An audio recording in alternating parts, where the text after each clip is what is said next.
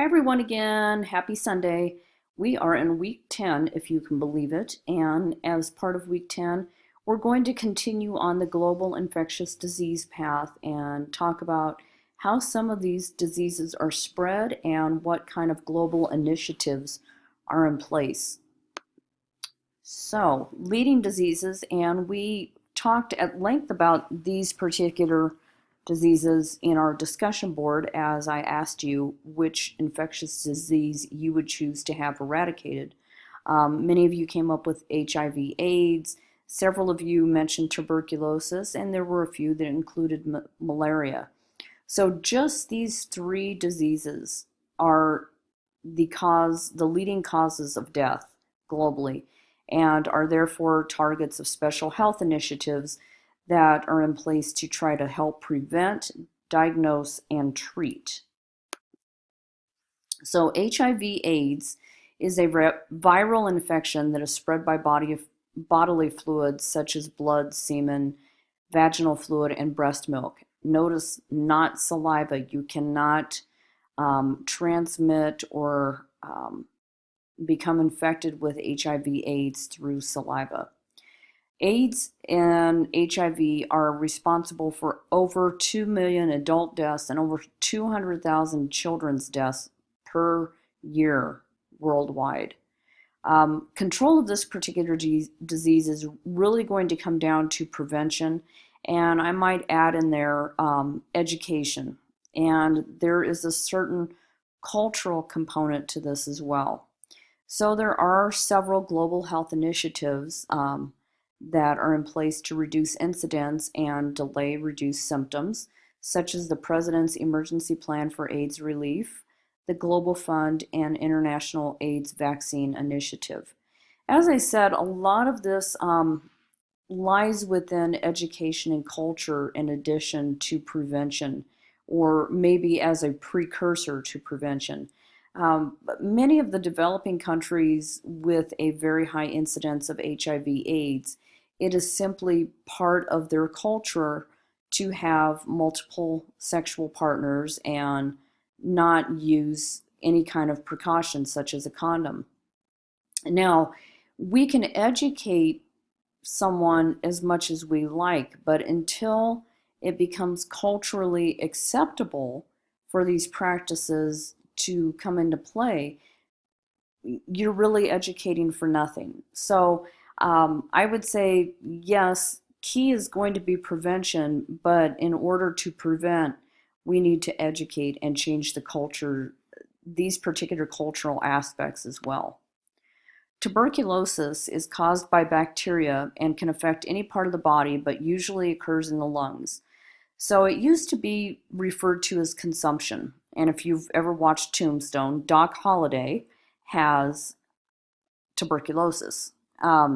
It was usually thought that warmer, drier climates would improve or cure TB. So even I will say in the 1800s, early 1900s, you would see this exodus of people from perhaps the southeast or northeast moving westward into the drier climates like Arizona, New Mexico, California. It was for this reason that they were hoping that a drier, warmer climate would help out. So, interesting fact that not everyone that is infected with tuberculosis bacteria becomes sick. As a result, there are two conditions that exist: the latent tuberculosis infection and the actual tuberculosis disease. And if not treated, we all know that tuberculosis can be fatal.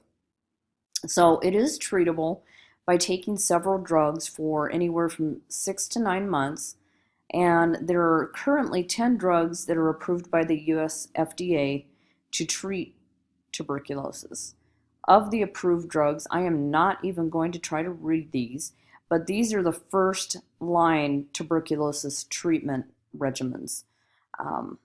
And you can see them listed below. I probably should blow this slide up a little bit bigger, but I guess those of you that can't see it can enlarge it. So a little bit more about tuberculosis. Community members, clinicians, and public health workers all play a huge role in diagnosing, treating, and supporting those with tuberculosis. I know those of you, anyone in the healthcare field has to have a tuberculosis test. They're very non-invasive, very simple to do. I encourage you to continue with those tests as dictated by whatever your career choice is. The two global efforts that come to mind for treatment, control, and diagnosis of tuberculosis are the Stop TB Partnership and the World Health Organization. So malaria, this one it's a sneaky one, and I posed a question to someone: what role do mosquitoes actually play? I would love to know this, because when you read about diseases like malaria, you have to question why do we even have mosquitoes? So malaria is a mosquito-borne disease, vector-borne, caused by a parasite. People with malaria often experience fever, chills, and a flu-like illness, and if left untreated, as we know, it can be fatal or cause very severe complications. So in 2015, an estimated 214 million, that just blows me away, cases of malaria occurred worldwide, and of those, or I should say annually, 438,000 people die, and most of them are children in the African region. So only about 1,500 cases are diagnosed in the US each year, and these are usually from those who have traveled to countries in which malaria transmission occurs. Many of those visitors from sub-Saharan Africa and South Asia. Before I go on to the next slide, I really want you to take into consideration that number of cases that are developing worldwide. To me, that is just crazy. I mean, I know it's impossible to completely eradicate mosquitoes, but we know that malaria is prevented and simply more controlled with the use of insecticide-treated mosquito nets. So my question is, and it may be very unrealistic and very idealistic of me, but why can't we get these mosquito nets to all those that need them? That is a crazy high number in my opinion. So where malaria exacts the largest burden in Africa, it's been very difficult to control, going back to my little rant there. Mosquitoes are really efficient. They can fly far and fast, and they can transmit the infection very quickly.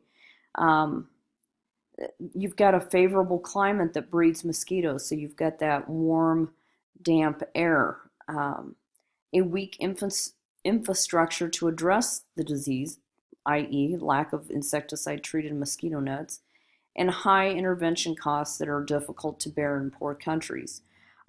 We are looking at scaling up effective, safe, and proven prevention and control interventions. So we do have global health support and initiatives in place to get those insecticide-treated mosquito nets out. However, I just feel like there's more that we should be doing. So we're trying to get those out to the malaria endemic countries and drastically reduce the incidence of malaria. Thoughts for this week: it's pretty straightforward. It really is kind of a continuation of what we discussed in week 9. Just more specific, drilling down to these 3 diseases. I will try to come up with a really good discussion question, since we really covered this pretty in depth last week. If any questions this week, we are getting into the home stretch. Hopefully, if you're listening to this, you've also read the checklist. So we have the second part of our global health issue ethics paper due this week. I'm still debating at this point whether we will have matching questions right now. As of 4:15 on Sunday afternoon, I am leaning towards no. So I think we can safely assume that we will not have them this week. I just feel like when I give you these writing assignments, it's really putting too much of a burden on the student to have so many assignments due in one week, in addition to the reading. And to be fair, it's a huge burden on the instructor as well. So I think we're going to skip matching questions this week and just concentrate on part 2 of our paper and discussion board. So if you have any questions, please feel free to email me, or you can use the Ask My Instructor link on Blackboard. And hopefully everyone has a good and productive week and this beautiful weather continues. Talk to you all next week.